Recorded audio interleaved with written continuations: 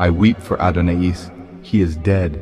Oh, weep for Adonais, though our tears thaw not the frost which binds so dear a head.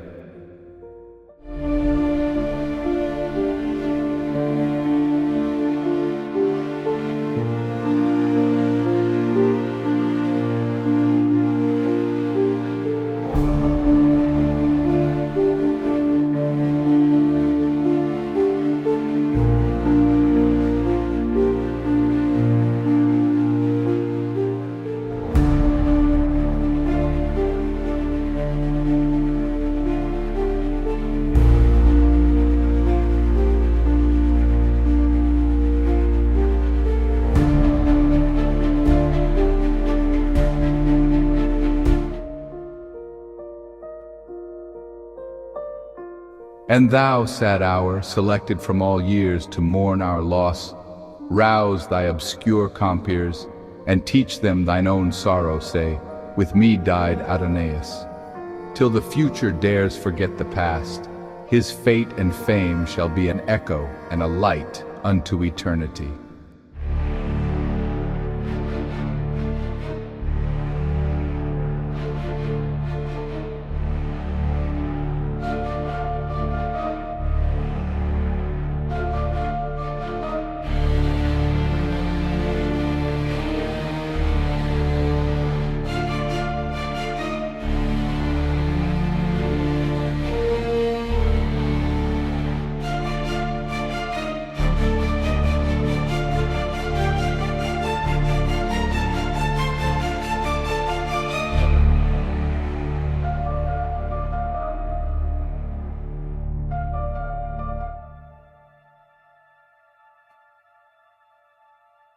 Where wert thou, mighty mother, when thy son lay, pierced by the shaft which flies in darkness?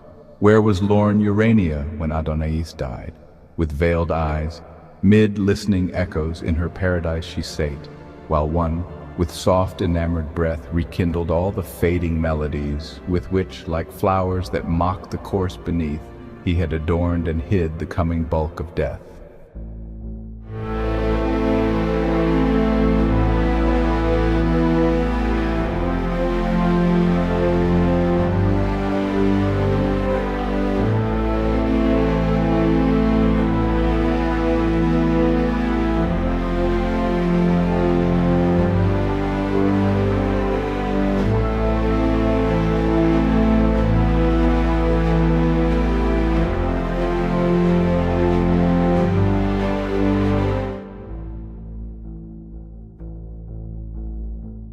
Oh, weep for Adonais, he is dead. Wake, melancholy mother, wake and weep. Yet wherefore? Quench within their burning bed thy fiery tears, and let thy loud heart keep, like his, a mute and uncomplaining sleep. For he is gone where all things wise and fair descend.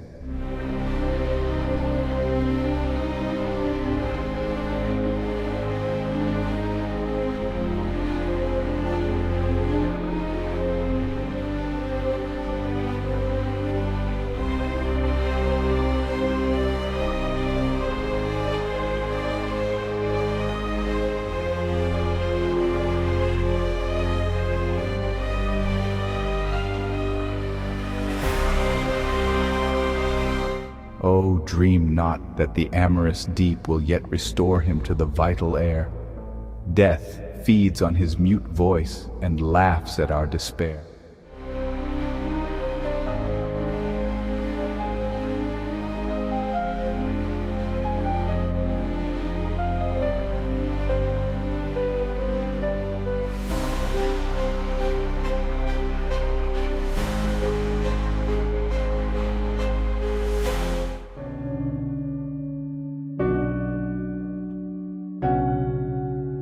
He died, who was the sire of an immortal strain, blind, old, and lonely, when his country's pride, the priest, the slave, and the liberticide, trampled and mocked with many a loathed rite of lust and blood.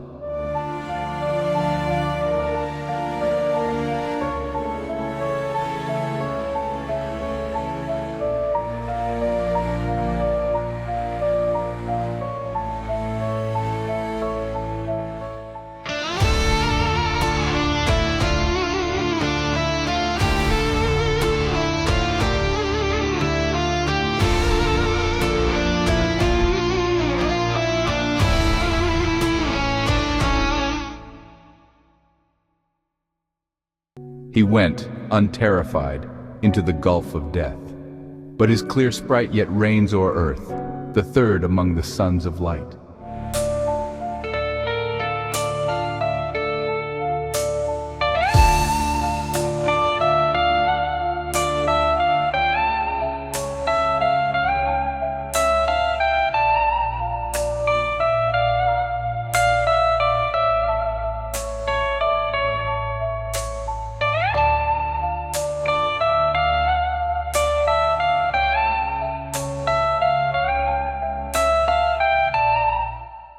Most musical of mourners weep anew. Not all to that bright station dared to climb, and happier they their happiness who knew, whose tapers yet burned through that night of time in which suns perished.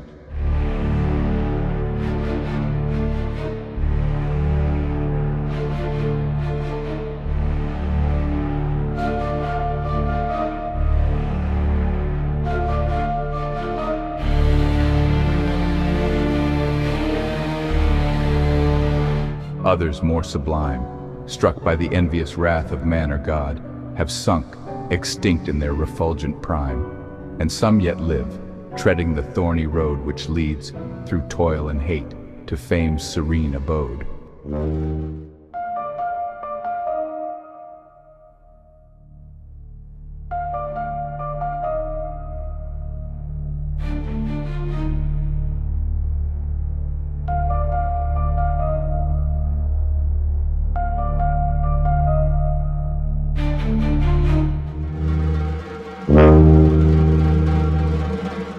But now thy youngest dearest one has perished, the nursling of thy widowhood, who grew like a pale flower by some sad maiden cherished, and fed with true love tears instead of dew.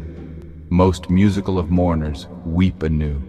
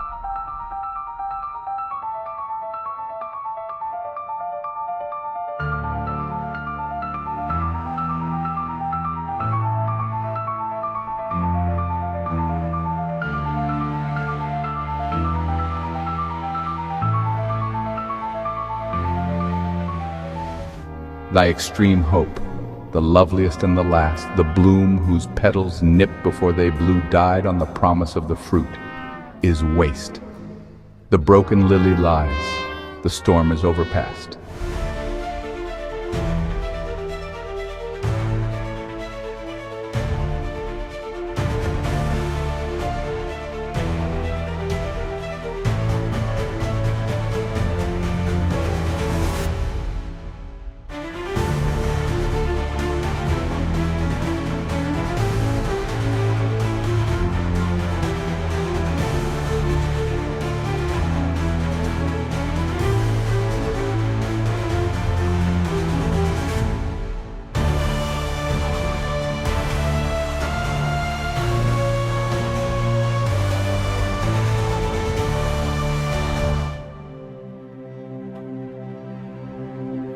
To that high capital where kingly death keeps his pale court in beauty and decay, he came, and bought with price of purest breath a grave among the eternal. Come away, haste, while the vault of blue Italian day is yet his fitting charnel roof.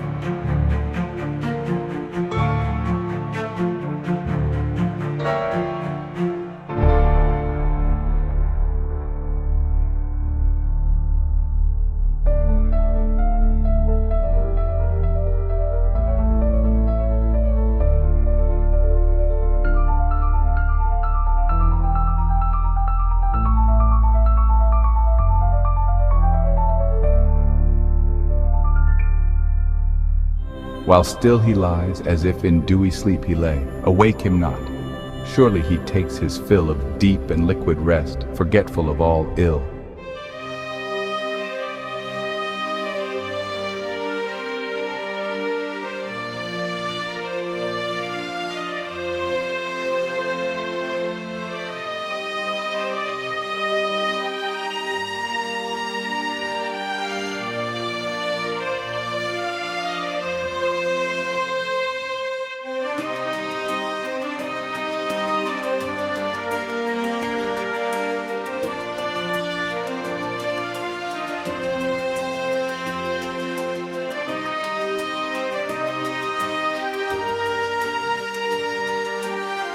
He will awake no more, oh nevermore. Within the twilight chamber spreads apace the shadow of white death, and at the door, invisible corruption waits to trace his extreme way to her dim dwelling place.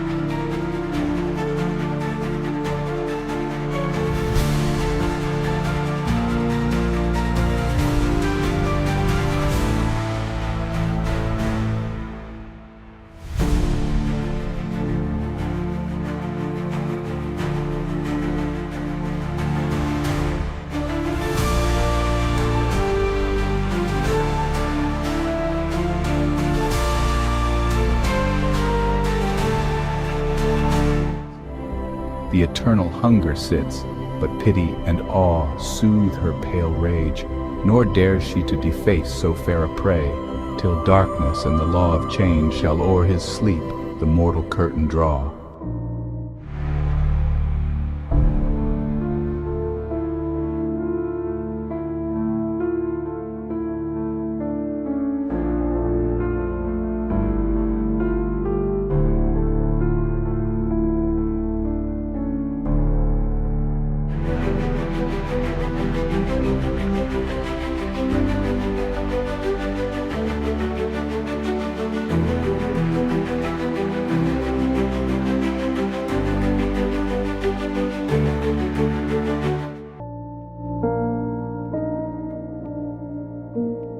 Oh, weep for Adonais, the quick dreams, the passion-winged ministers of thought, who were his flocks, whom near the living streams of his young spirit he fed, and whom he taught the love which was its music. Wander not.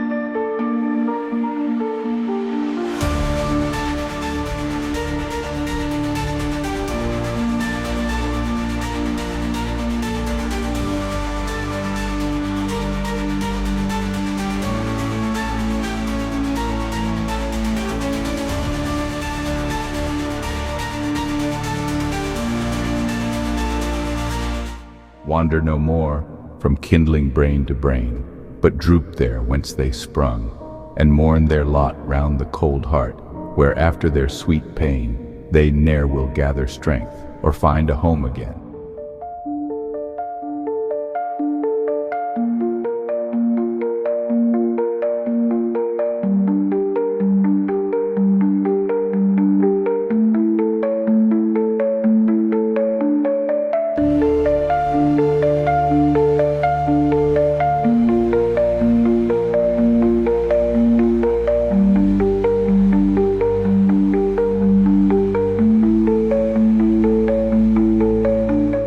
And one, with trembling hands, clasps his cold head and fans him with her moonlight wings and cries, our love, our hope, our sorrow is not dead.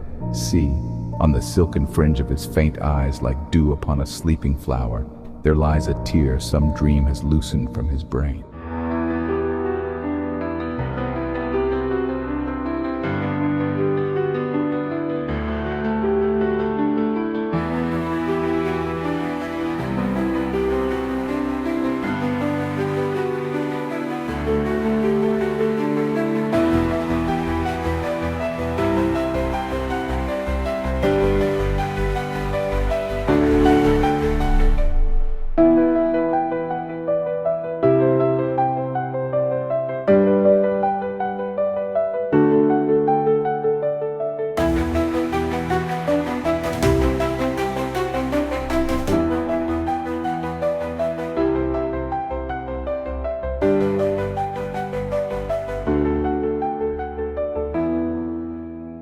Lost angel of a ruined paradise, she knew not 'twas her own, as with no stain she faded, like a cloud which had outwept its rain.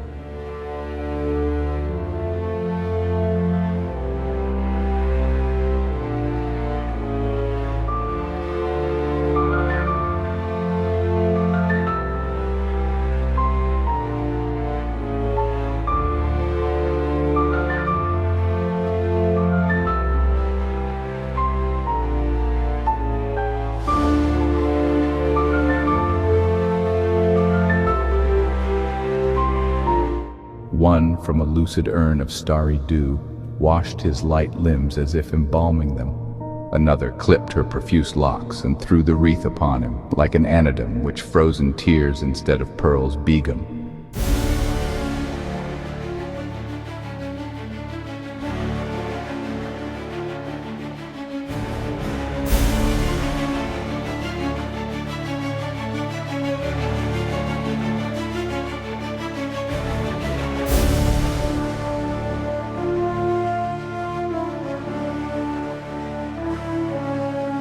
Another in her wilful grief would break her bow and winged reeds, as if to stem a greater loss with one which was more weak, and dull the barbed fire against his frozen cheek.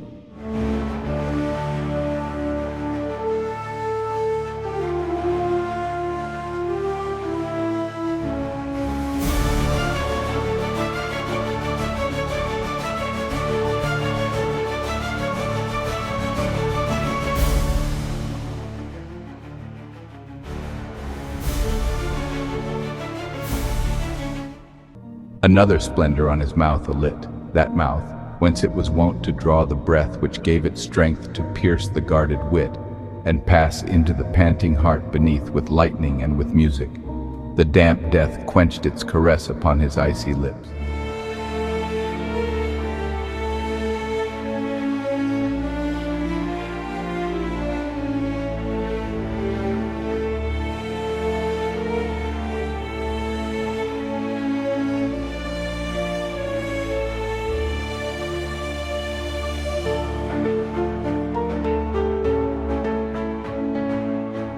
And as a dying meteor stains a wreath of moonlight vapor, which the cold night clips, it flushed through his pale limbs and passed to its eclipse.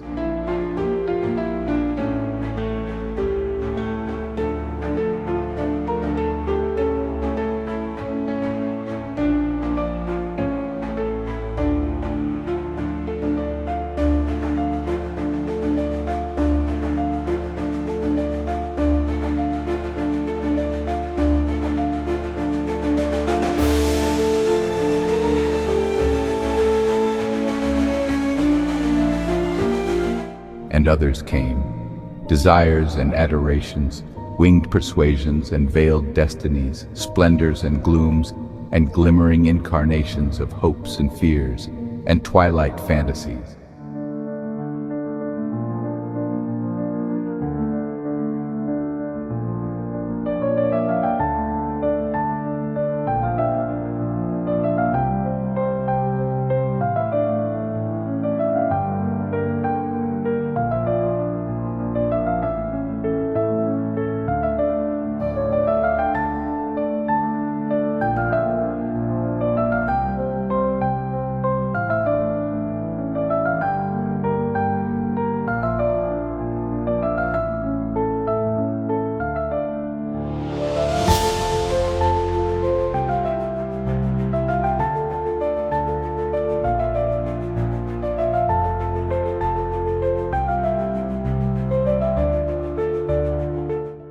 and sorrow with her family of sighs and pleasure blind with tears, led by the gleam of her own dying smile instead of eyes, came in slow pomp.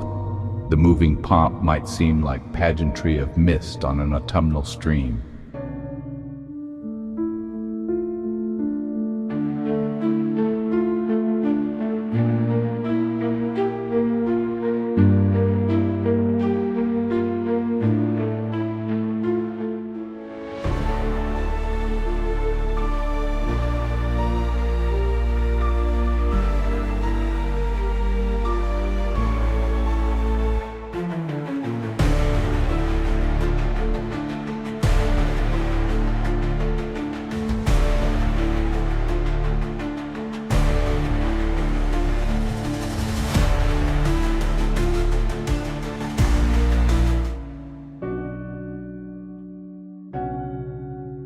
All he had loved and molded into thought from shape and hue and odor and sweet sound, lamented Adonais.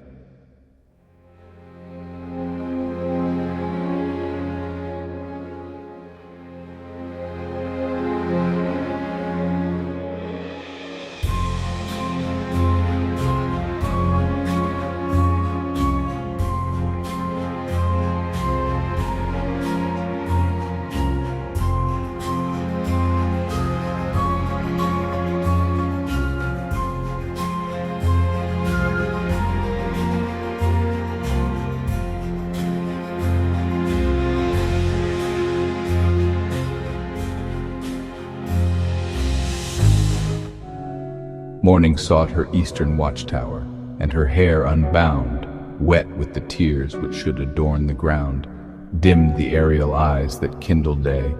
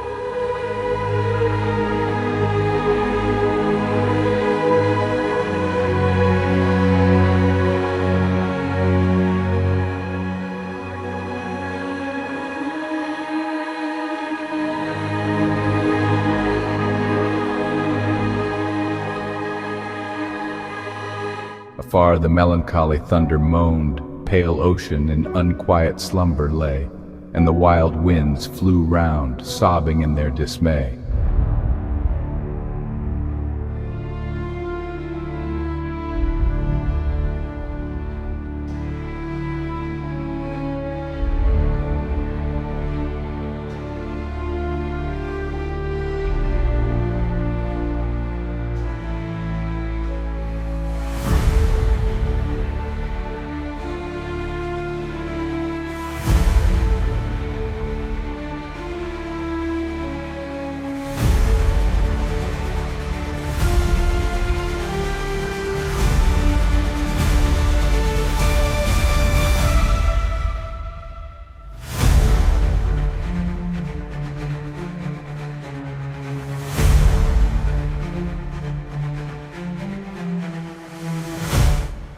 Lost Echo sits amid the voiceless mountains and feeds her grief with his remembered lay, and will no more reply to winds or fountains, or amorous birds perched on the young green spray, or herdsman's horn, or bell at closing day.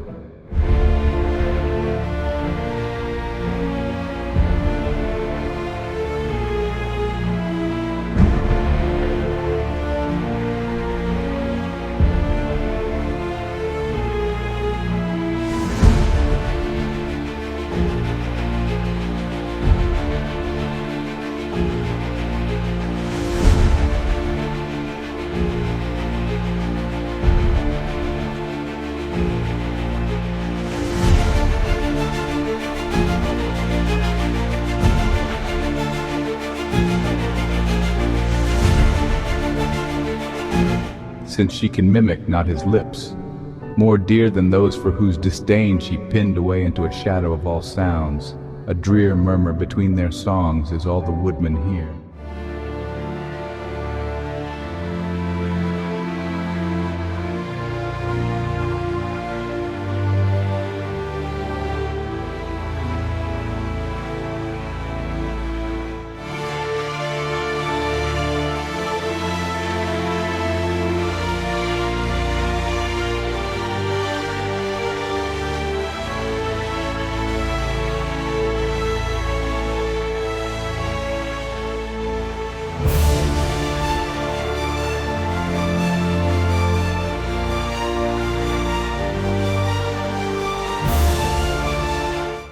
Grief made the young spring wild, and she threw down her kindling buds as if she autumn were, or they dead leaves.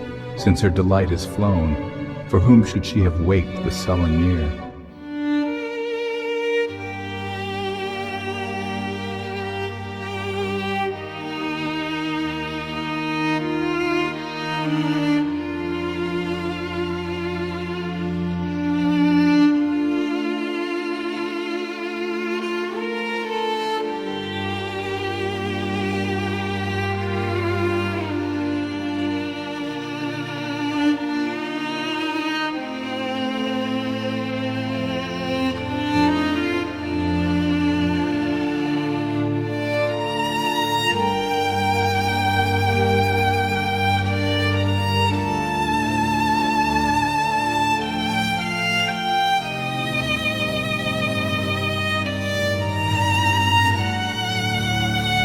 To Phoebus was not Hyacinth so dear, nor to himself Narcissus, as to both thou, Adonais, wan they stand and sear amid the faint companions of their youth, with dew all turned to tears, odor to sighing Ruth.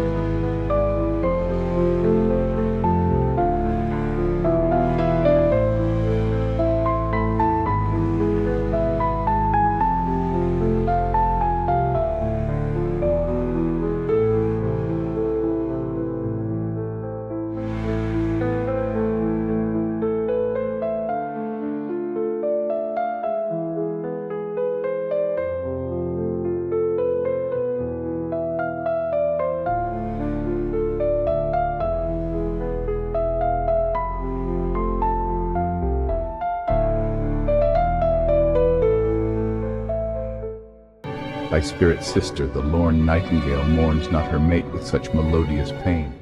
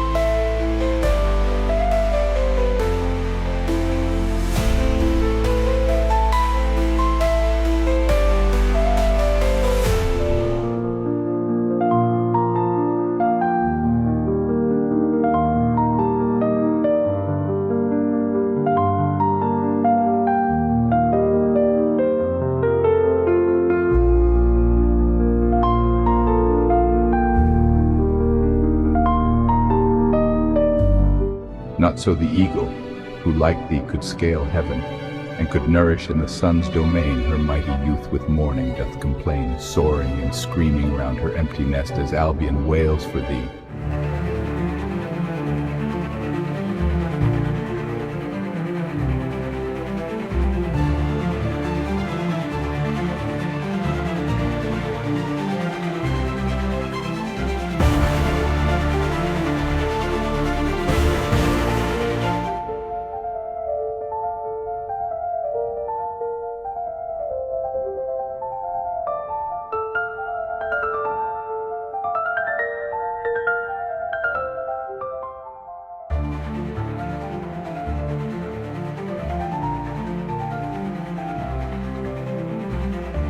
curse of Cain light on his head, who pierced thy innocent breast and scarred the angel soul that was its earthly guest.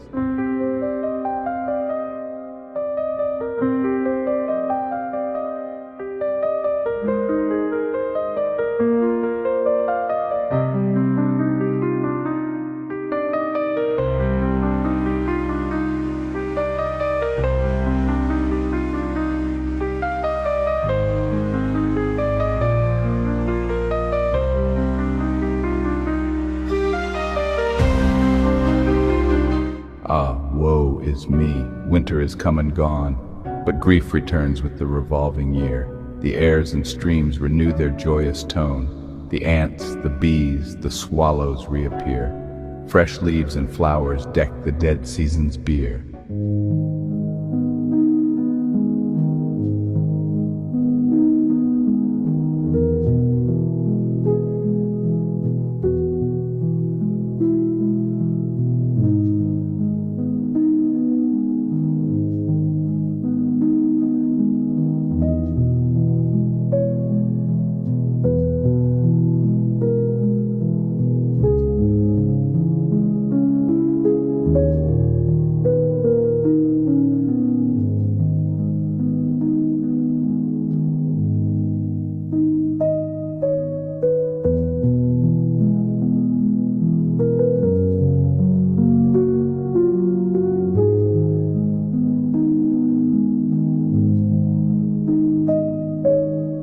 The amorous birds now pair in every brake, and build their mossy homes in field and brae.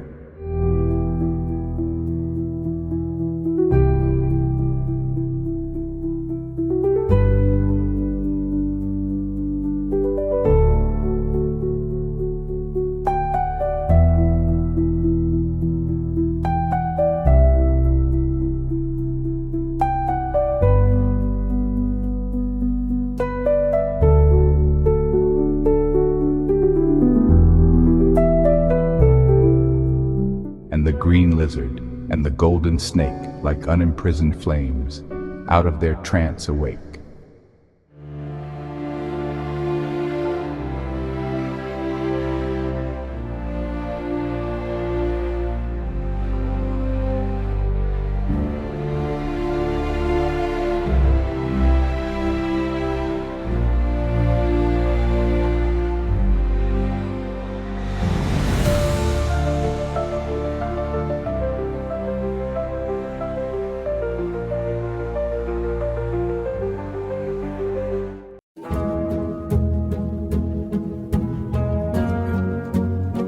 Through wood and stream and field and hill and ocean, a quickening life from the earth's heart has burst as it has ever done, with change and motion, from the great morning of the world when first God dawned on chaos.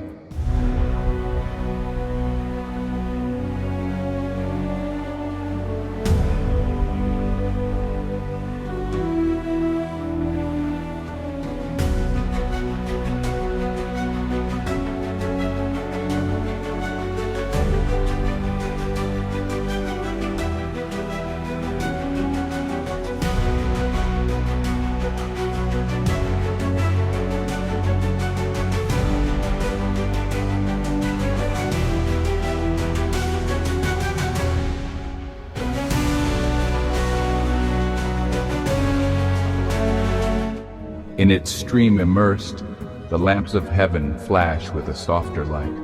All baser things pant with life's sacred thirst, diffuse themselves, and spend in love's delight the beauty and the joy of their renewed might.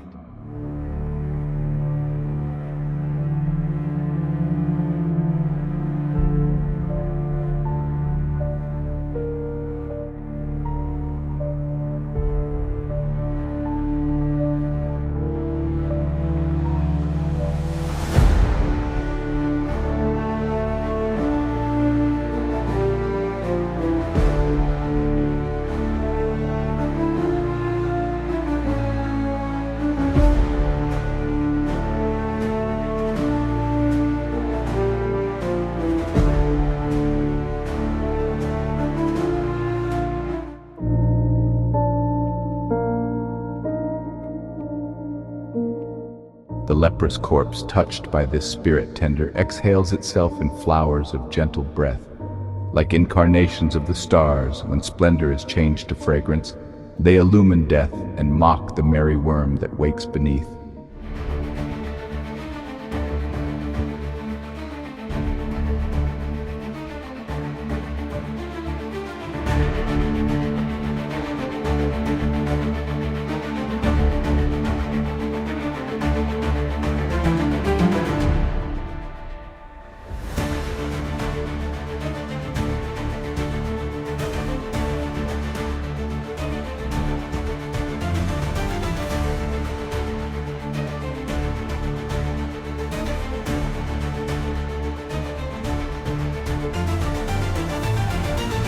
Naught we know dies.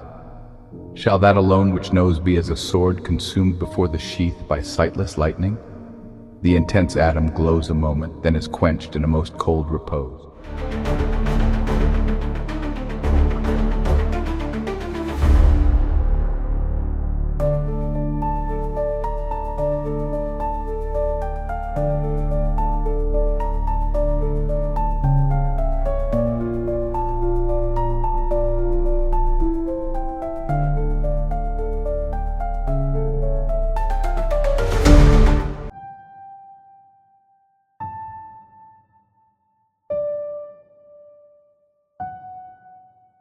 Adonais Poem by Shelley continued.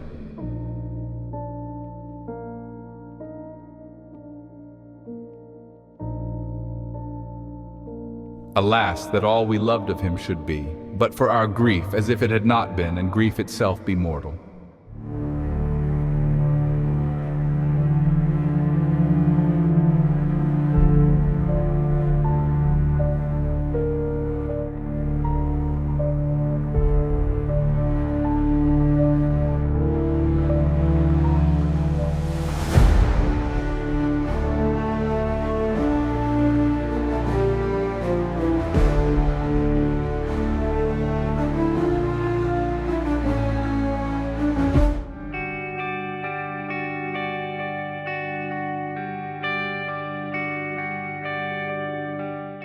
Woe is me!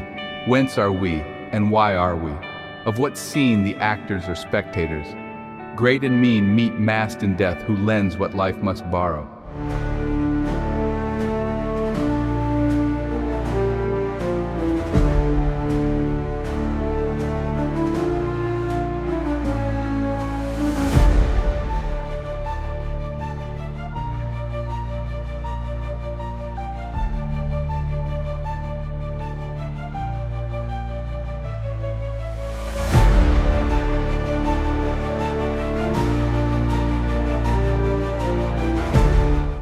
As long as skies are blue and fields are green, evening must usher night, night urge the morrow, month follow month with woe, and year wake year to sorrow.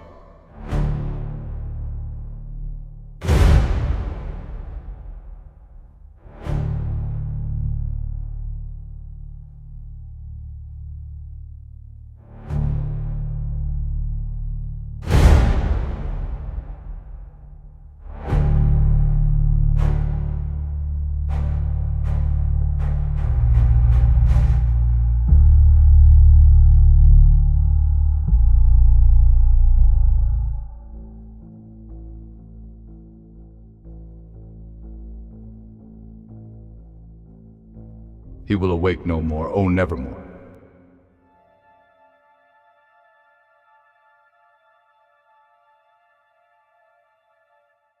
Wake thou, cried Misery, childless mother, rise out of thy sleep, and slake in thy heart's core a wound more fierce than his, with tears and sighs.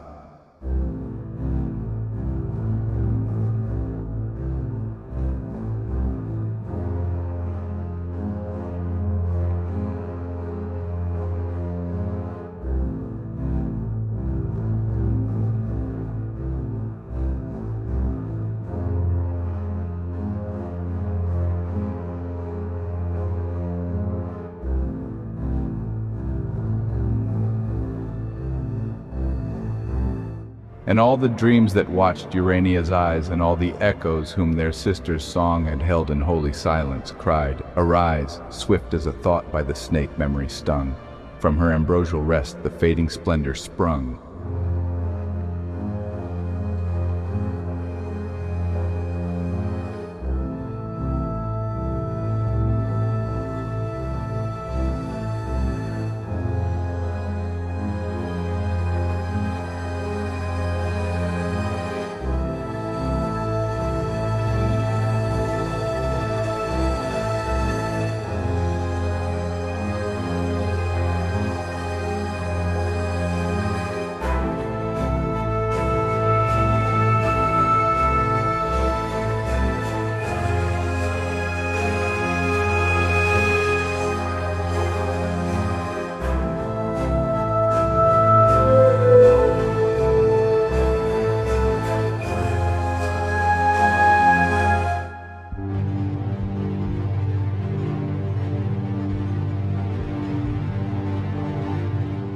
She rose like an autumnal night that springs out of the east, and follows wild and drear the golden day, which on eternal wings, even as a ghost abandoning a bier, had left the earth a corpse.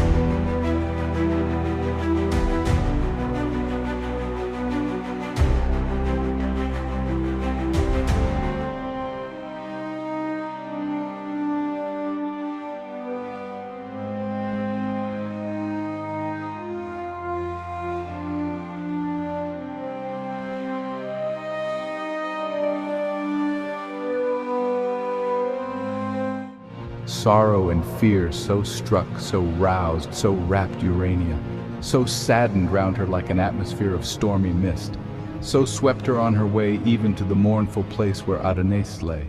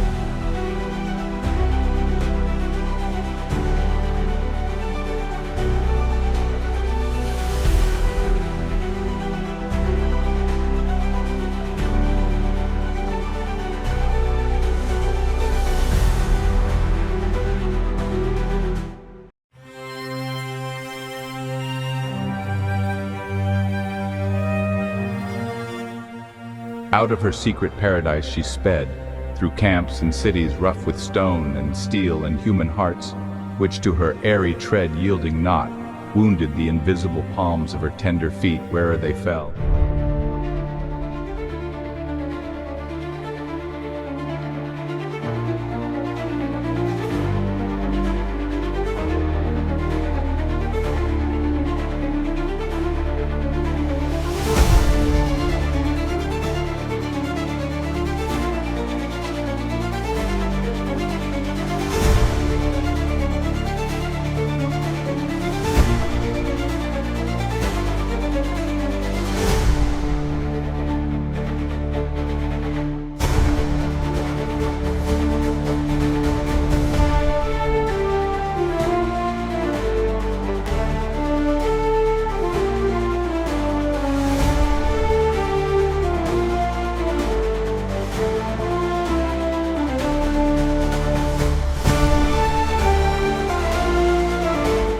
Barbed tongues and thoughts more sharp than they rent the soft form they never could repel, whose sacred blood, like the young tears of May, paved with eternal flowers that undeserving way.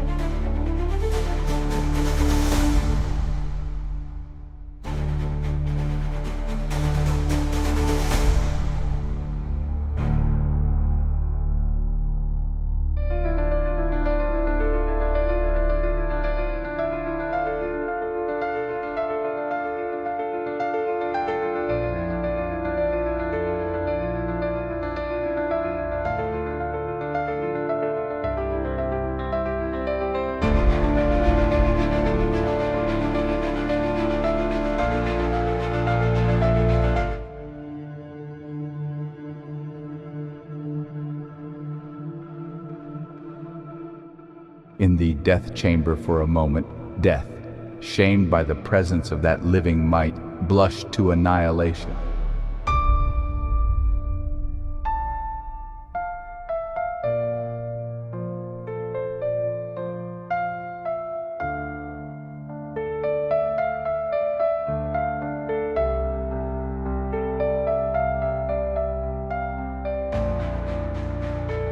And the breath revisited those lips, and life's pale light flashed through those limbs, so late her dear delight.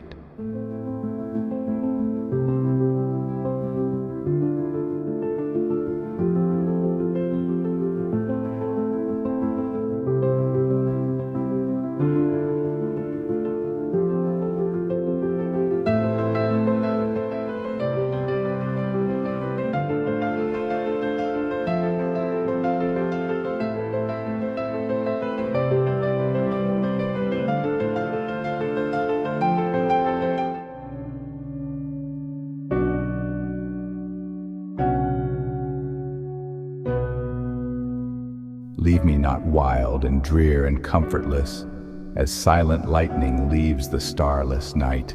Leave me not, cried Urania. Her distress roused death. Death rose and smiled and met her vain caress.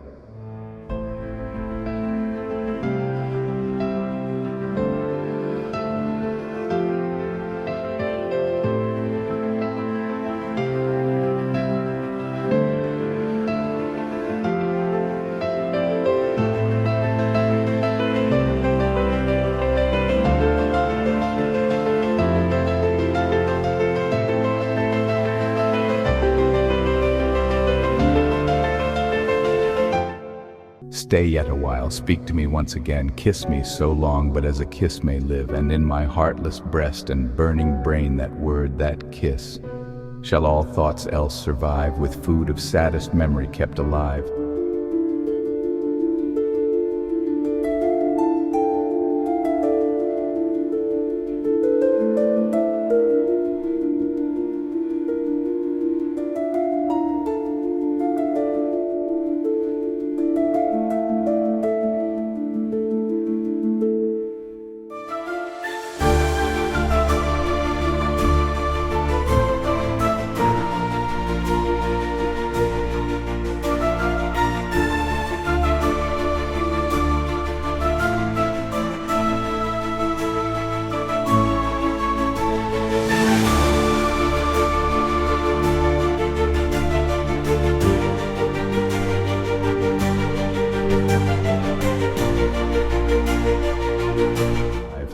Now thou art dead, as if it were a part of thee, my Adonais. I would give all that I am to be as thou now art, but I am chained to time and cannot thence depart.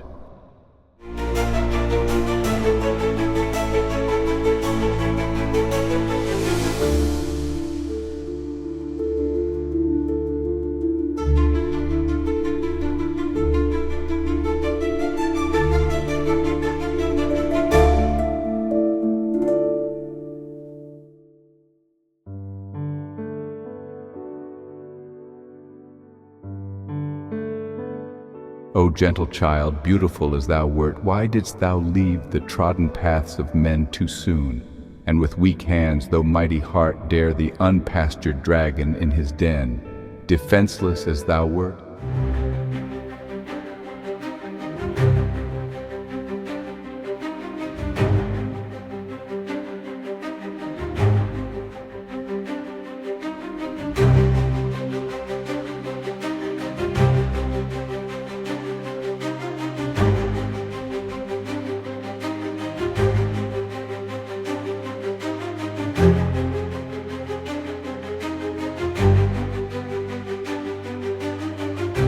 Oh, where was then wisdom the mirrored shield, or scorn the spear? Or hadst thou waited the full cycle when thy spirit should have filled its crescent sphere? The monsters of life's waste had fled from thee like deer.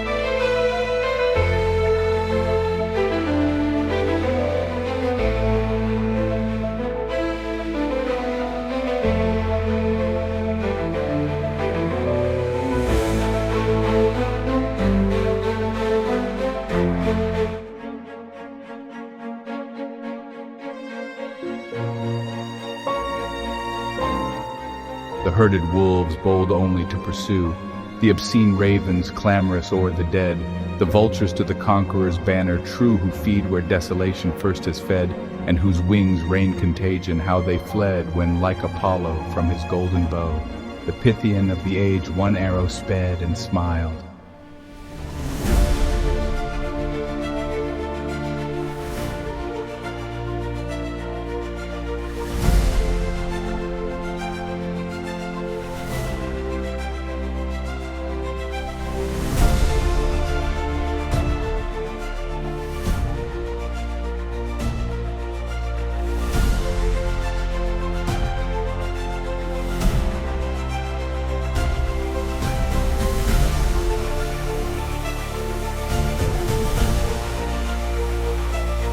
The spoilers tempt no second blow, they fawn on the proud feet that spurn them lying low.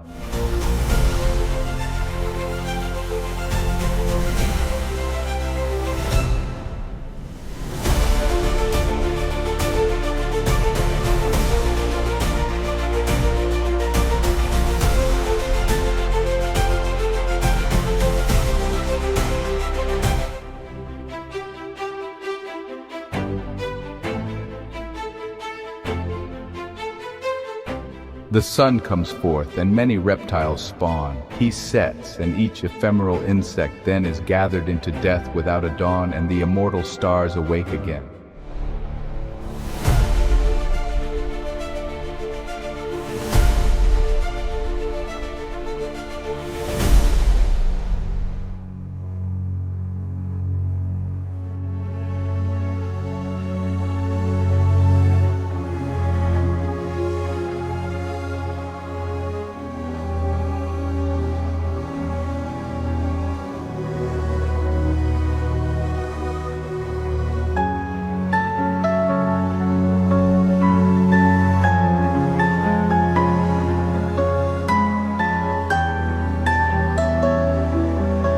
So is it in the world of living men. A godlike mind soars forth in its delight, making earth bare and veiling heaven. And when it sinks, the swarms that dimmed or shard its light leave to its kindred lamps the spirit's awful night.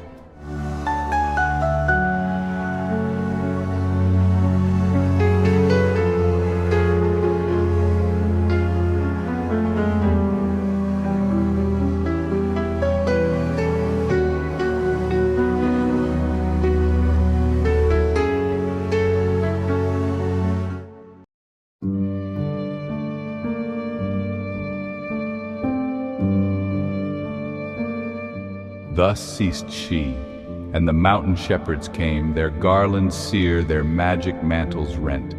The pilgrim of eternity, whose fame over his living head like heaven is bent, an early but enduring monument, came.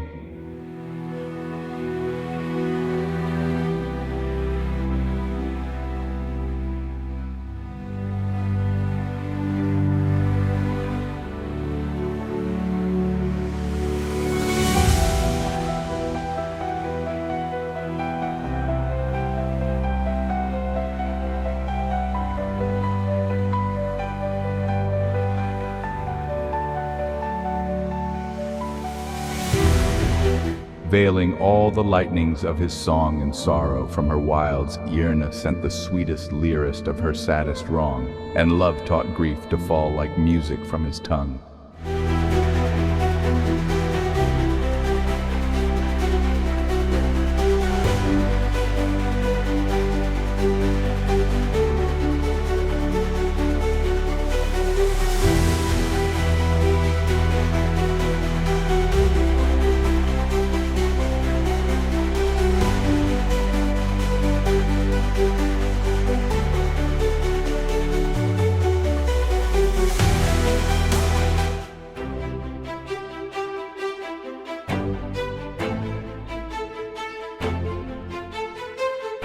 Midst others of less note came one frail form, a phantom among men, companionless as the last cloud of an expiring storm whose thunder is its knell.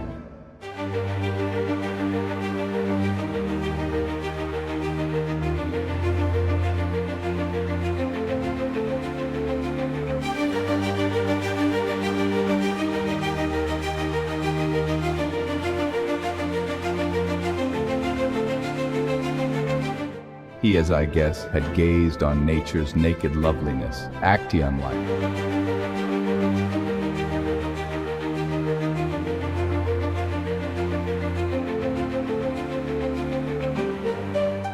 And now he fled astray with feeble steps o'er the world's wilderness and his own thoughts, along that rugged way pursued like raging hounds their father and their prey.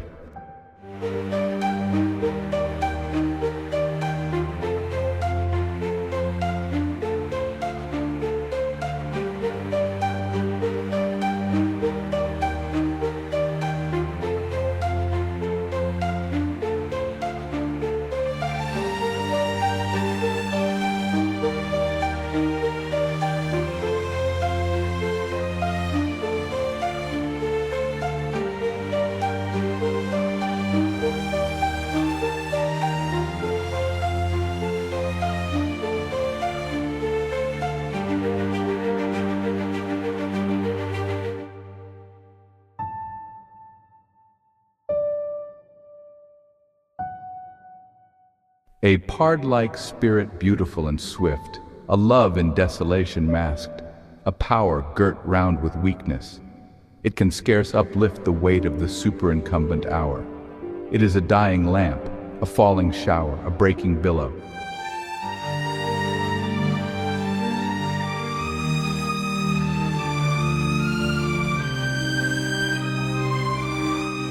Even whilst we speak, is it not broken? On the withering flower the killing sun smiles brightly. On a cheek the life can burn in blood, even while the heart may break.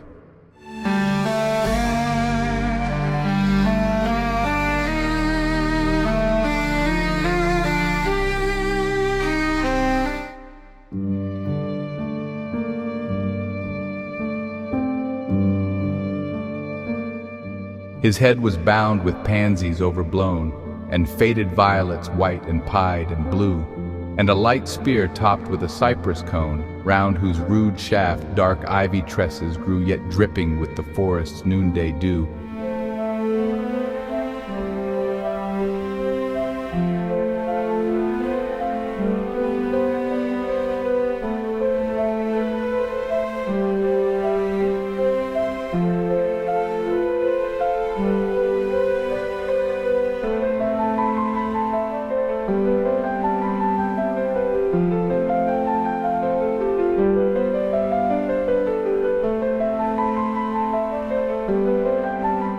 Vibrated as the ever-beating heart shook the weak hand that grasped it. Of that crew he came the last, neglected and apart, a herd-abandoned deer struck by the hunter's dart.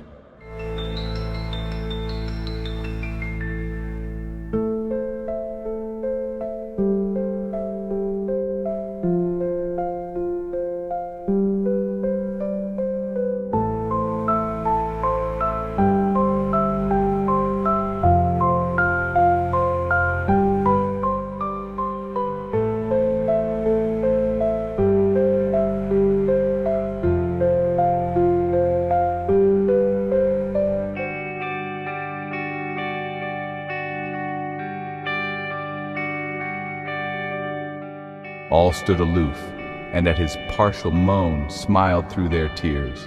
Well knew that gentle band who, in another's fate, now wept his own. As in the accents of an unknown land, he sung new sorrow.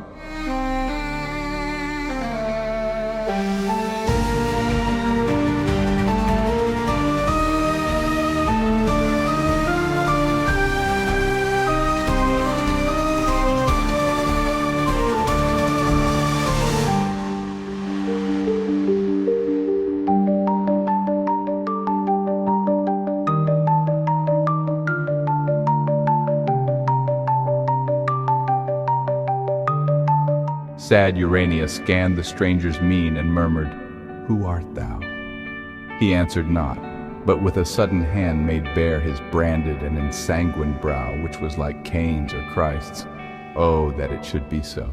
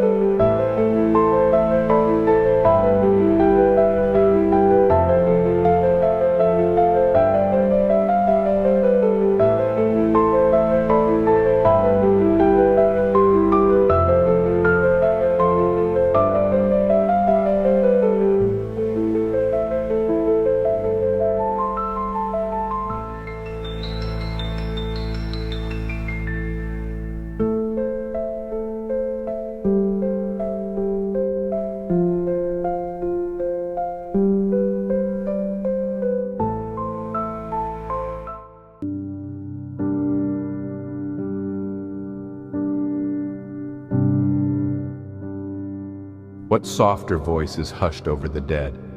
Athwart what brow is that dark mantle thrown? What form leans sadly over the white deathbed in mockery of monumental stone, the heavy heart heaving without a moan?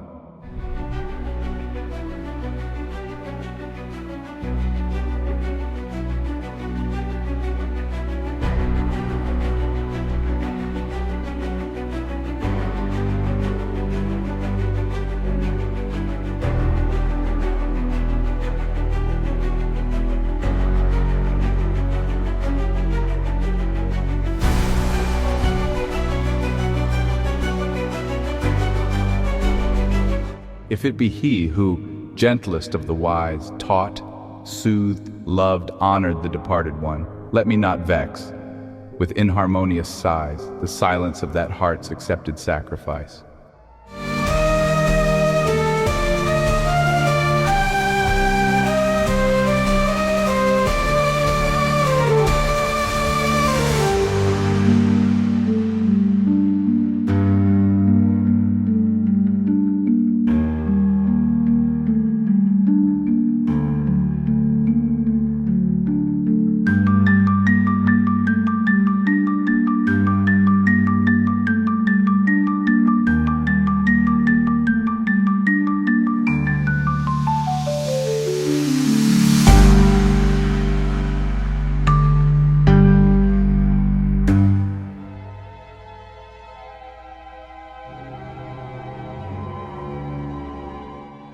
Our Adonais has drunk poison.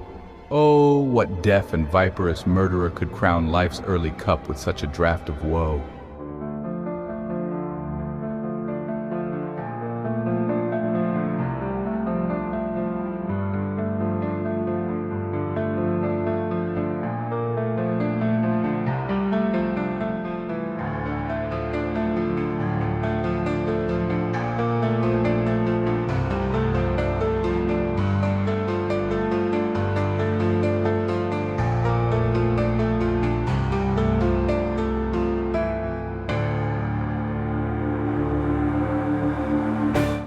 The nameless worm would now itself disown. It felt, yet could escape, the magic tone whose prelude held all envy, hate, and wrong. But what was howling in one breast alone, silent with expectation of the song, whose master's hand is cold, whose silver lyre unstrung?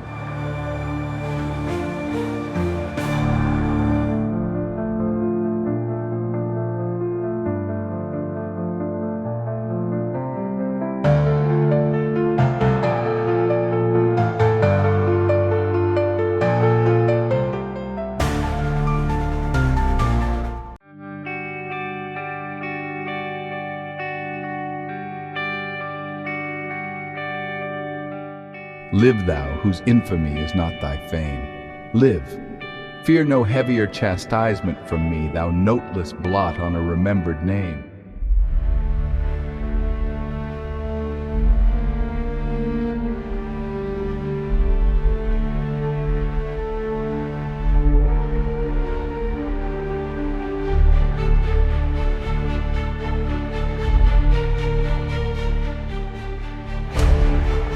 But be thyself, and know thyself to be, and ever at thy season be thou free to spill the venom when thy fangs o'erflow. Remorse and self-contempt shall cling to thee. Hot shame shall burn upon thy secret brow, and like a beaten hound tremble thou shalt as now.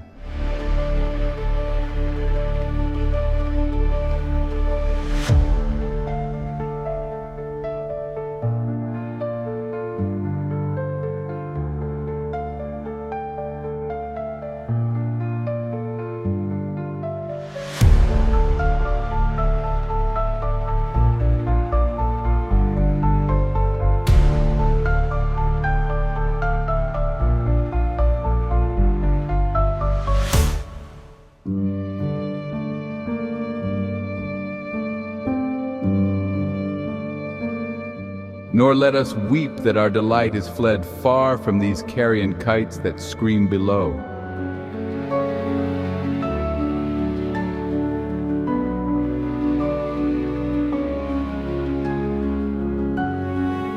He wakes or sleeps with the enduring dead. Thou canst not soar where he is sitting now.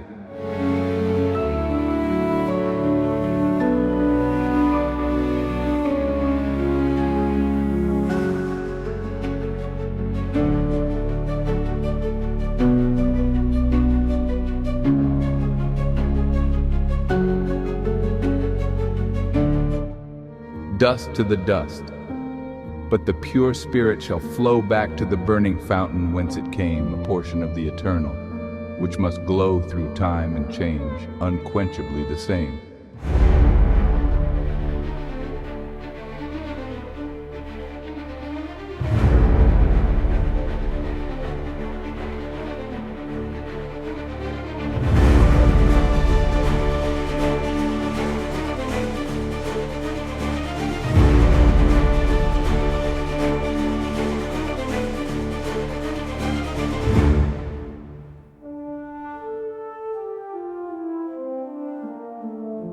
whilst thy cold embers choke the sordid hearth of shame.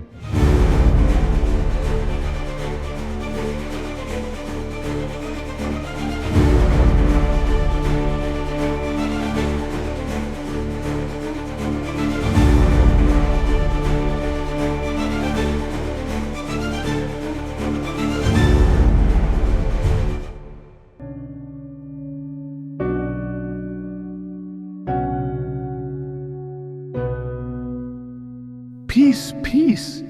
He is not dead, he doth not sleep, he hath awakened from the dream of life. 'Tis we who, lost in stormy visions, keep with phantoms and unprofitable strife, and in mad trance strike with our spirit's knife invulnerable nothings.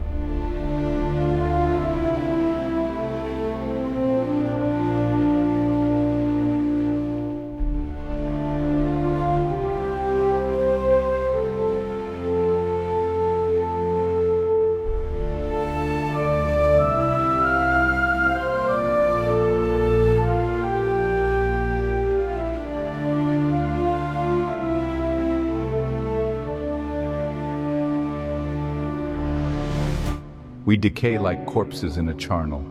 Fear and grief convulse us and consume us day by day, and cold hopes swarm like worms within our living clay.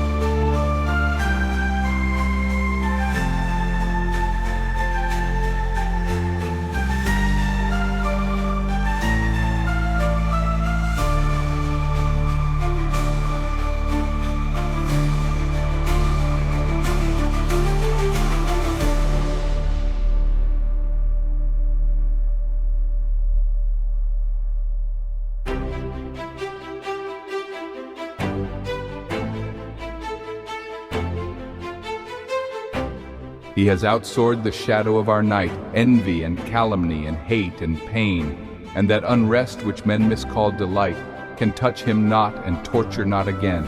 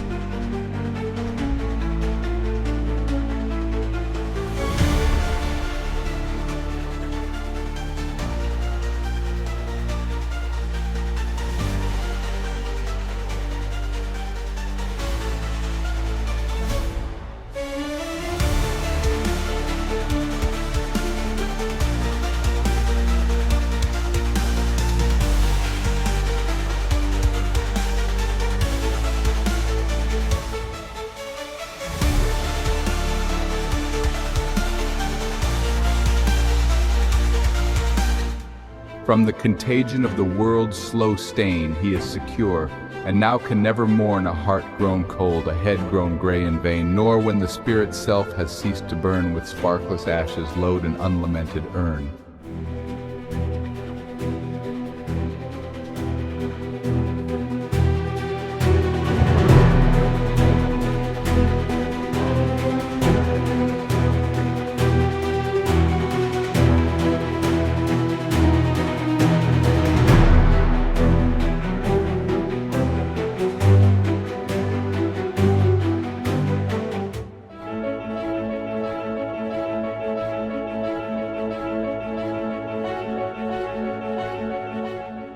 He lives, he wakes, 'tis death is dead, not he. Mourn not for Adonais. Thou young dawn, turn all thy dew to splendor, for from thee the spirit thou lamentest is not gone.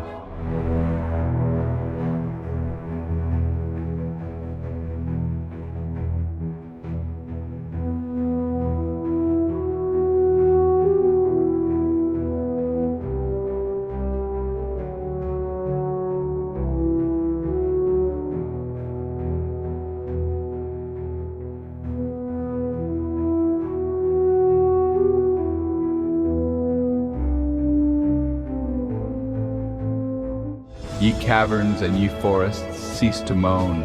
Cease, ye faint flowers and fountains, and thou air which like a morning veil thy scarf hadst thrown o'er the abandoned earth.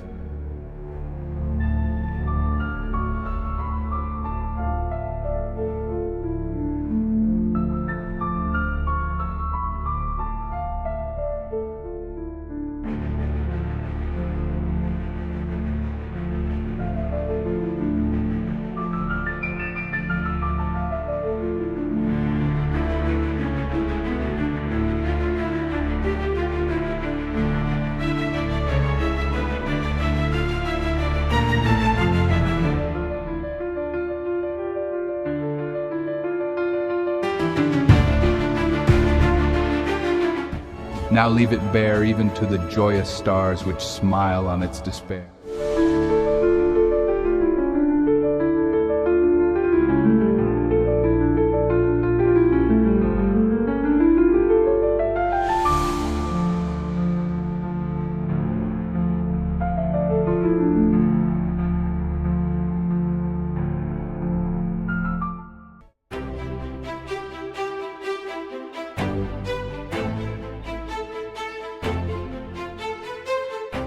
He is made one with nature. There is heard his voice in all her music, from the moan of thunder to the song of night's sweet bird.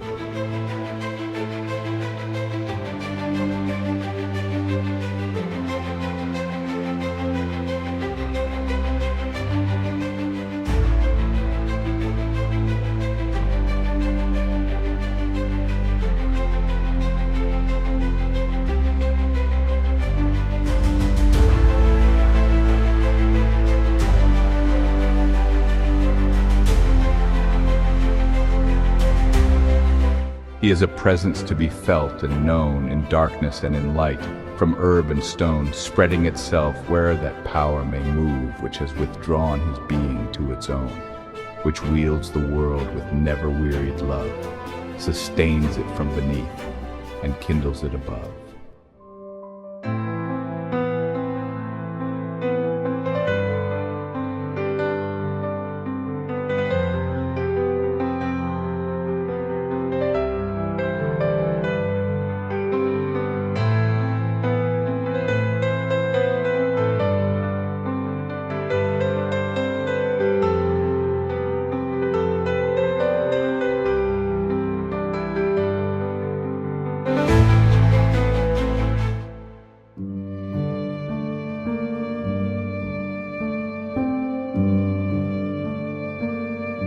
He is a portion of the loveliness which once he made more lovely, he doth bear his part.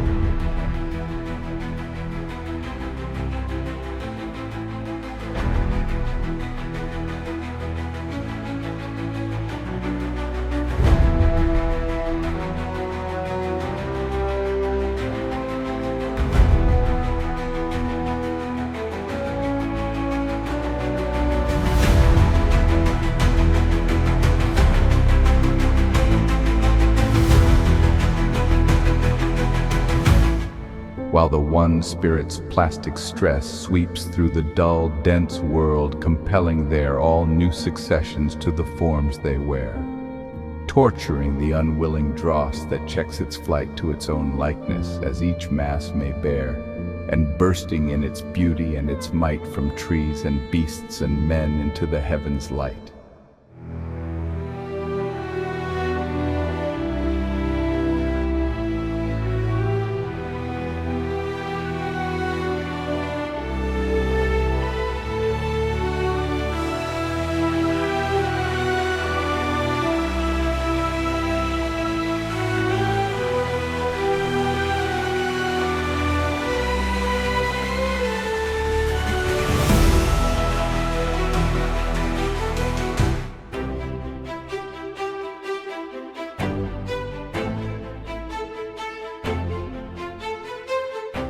The splendors of the firmament of time may be eclipsed, but are extinguished not.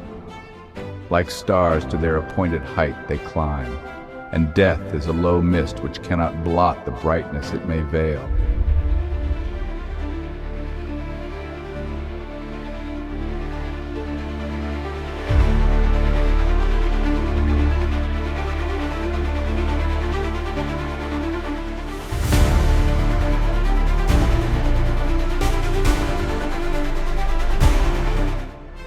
when lofty thought lifts a young heart above its mortal lair, and love and life contend in it for what shall be its earthly doom. The dead live there and move like winds of light on dark and stormy air.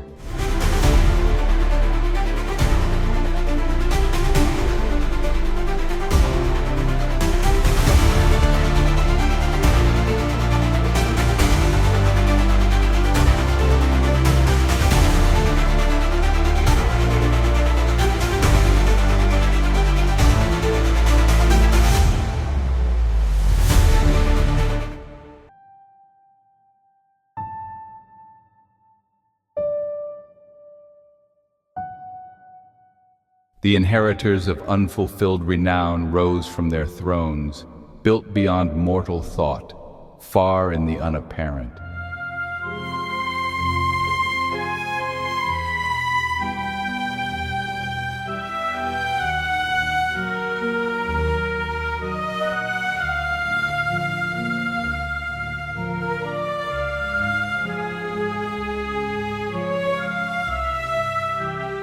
Chatterton rose pale.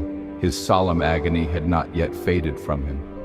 Sidney, as he fought and as he fell and as he lived and loved, sublimely mild, a spirit without spot arose, and Lucan by his death approved. Oblivion as they rose shrank like a thing reproved.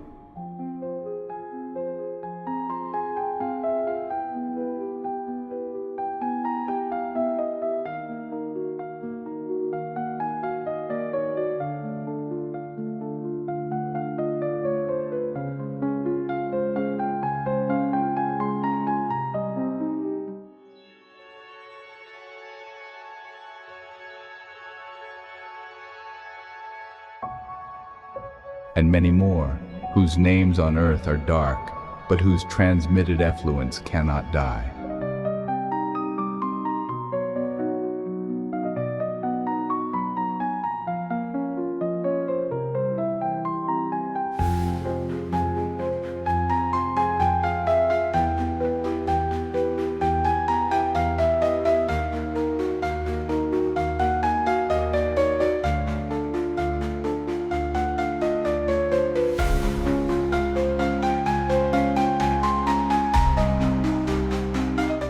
So long as fire outlives the parent spark, rose, robbed in dazzling immortality.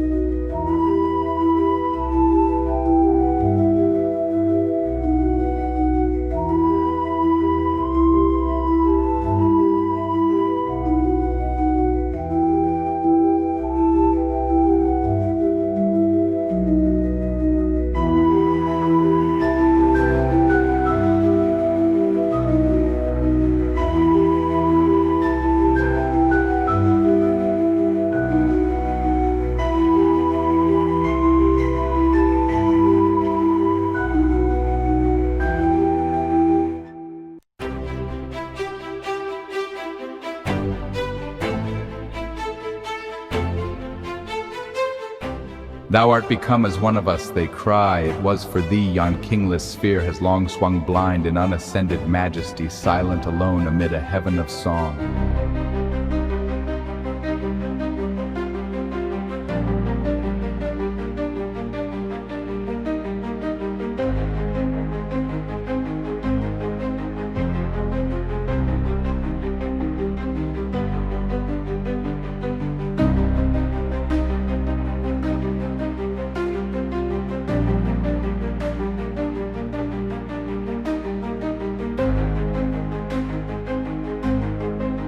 Assume thy winged throne, thou vesper of our throng.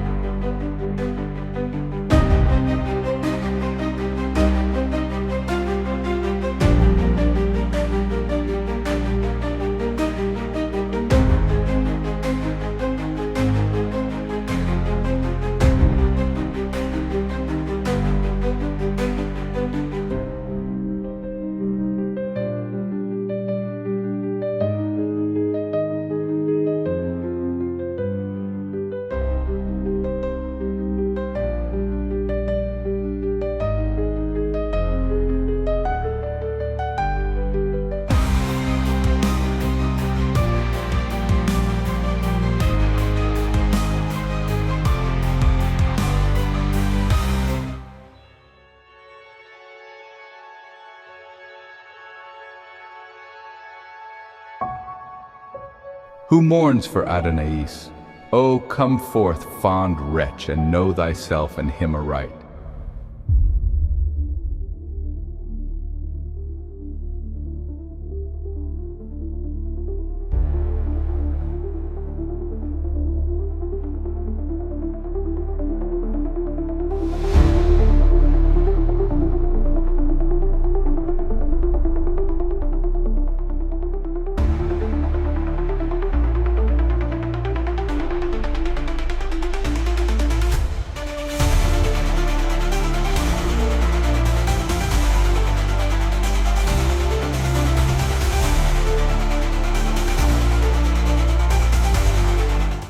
Clasp with thy panting soul the pendulous earth, as from a center dart thy spirit's light beyond all worlds, until its spacious might satiate the void circumference.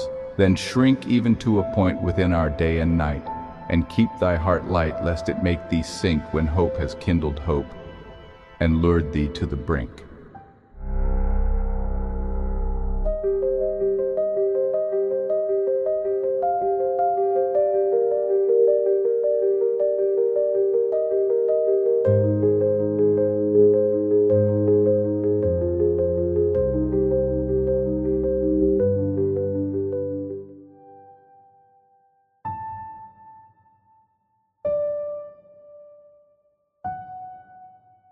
Or go to Rome, which is the sepulchre, oh, not of him, but of our joy. 'Tis naught that ages, empires and religions there lie buried in the ravage they have wrought.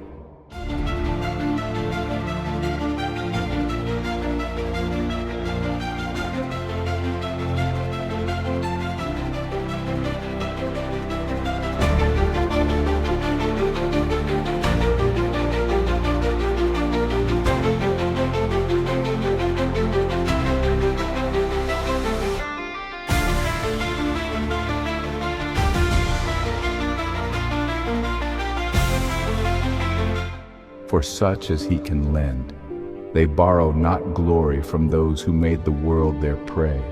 And he is gathered to the kings of thought who waged contention with their time's decay, and of the past are all that cannot pass away.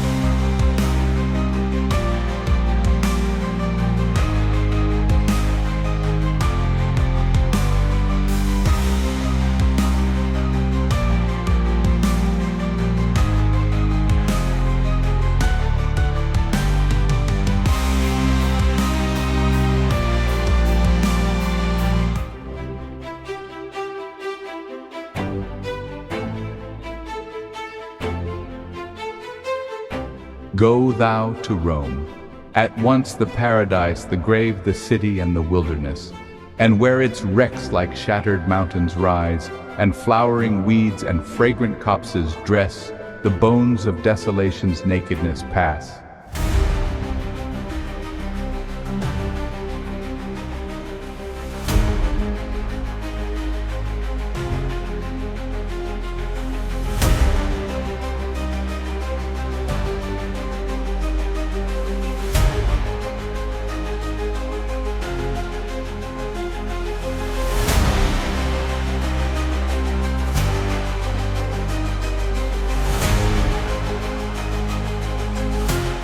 till the spirit of the spot shall lead thy footsteps to a slope of green access where, like an infant's smile over the dead, a light of laughing flowers along the grass is spread.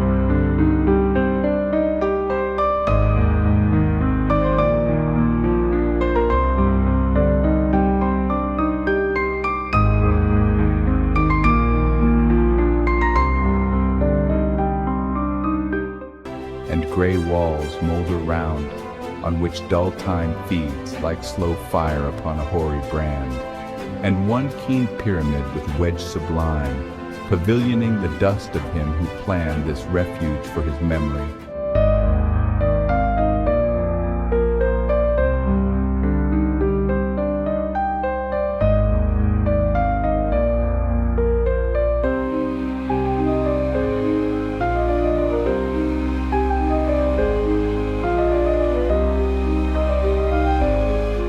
Doth stand like flame transformed to marble, and beneath a field is spread, on which a newer band have pitched in heaven's smile their camp of death, welcoming him we lose with scarce extinguished breath.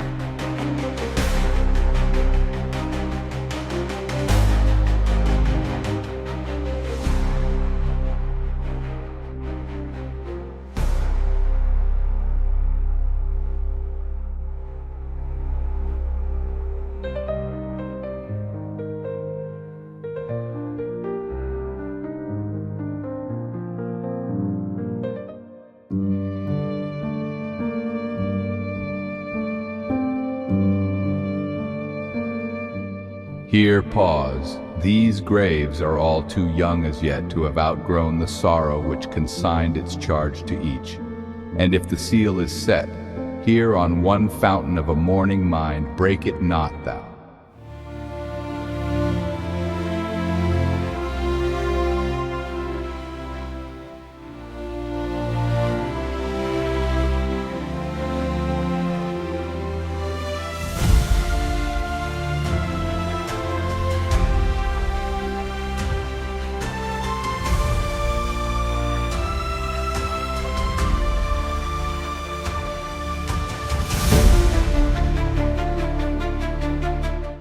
Too surely shalt thou find thine own well full if thou returnest home of tears and gall.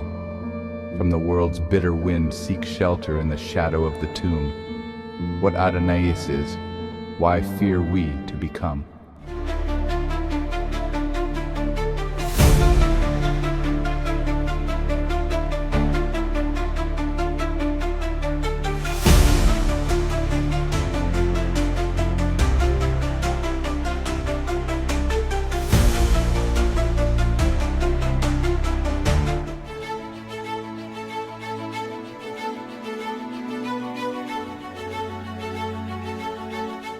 The one remains, the many change and pass. Heaven's light forever shines, earth's shadows fly. Life, like a dome of many-colored glass, stains the white radiance of eternity, until death tramples it to fragments.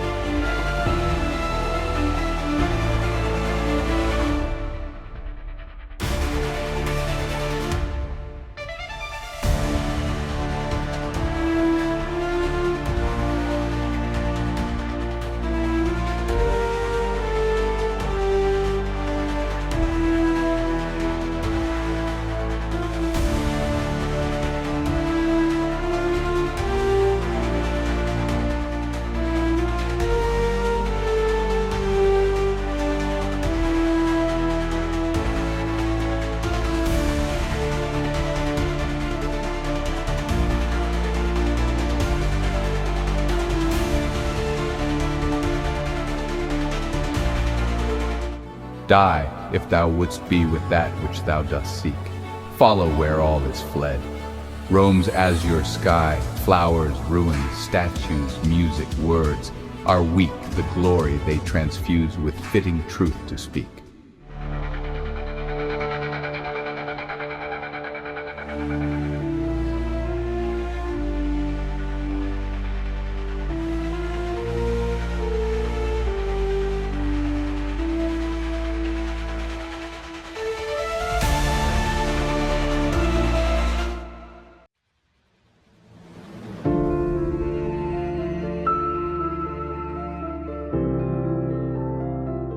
Why linger? Why turn back? Why shrink, my heart? Thy hopes are gone before. From all things here they have departed. Thou shouldst now depart.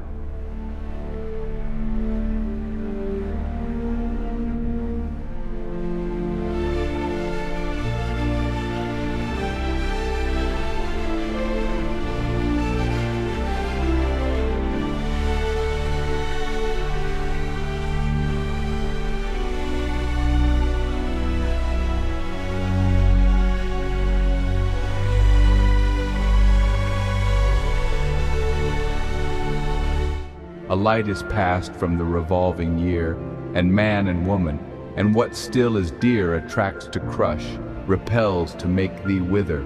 The soft sky smiles, the low wind whispers near. 'Tis Adonais calls, oh hasten thither, no more let life divide what death can join together.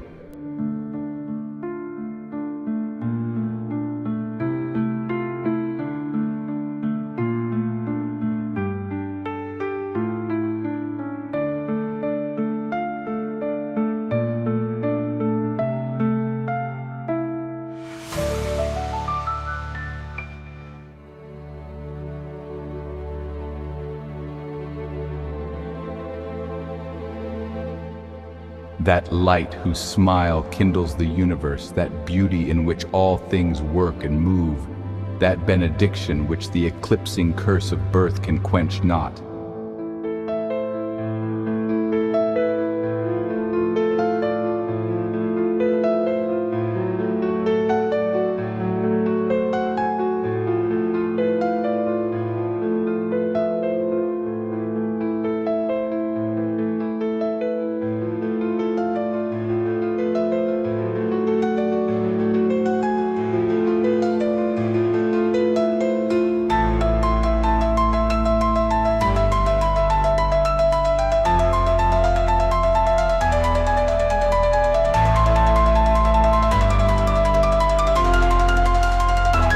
That sustaining love which through the web of being blindly wove by man and beast and earth and air and sea burns bright or dim as each are mirrors of the fire for which all thirst, now beams on me, consuming the last clouds of cold mortality.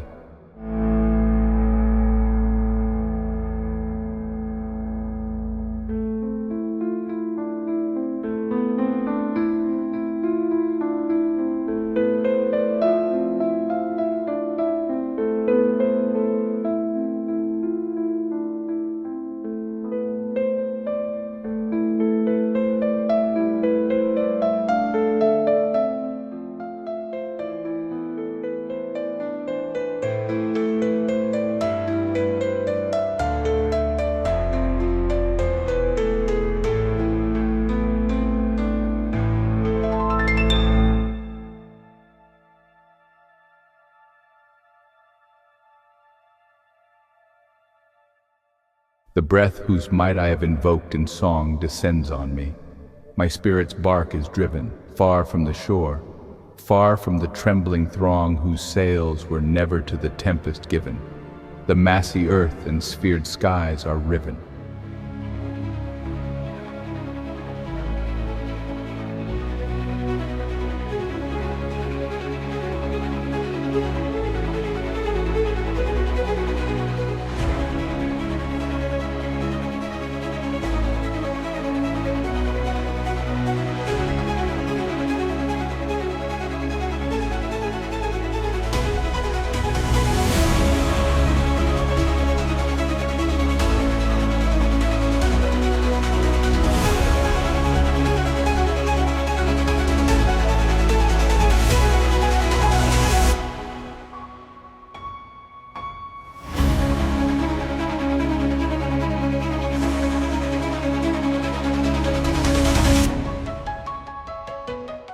I am born darkly, fearfully, afar, whilst burning through the inmost veil of heaven. The soul of Adonais, like a star, beacons from the abode where the eternal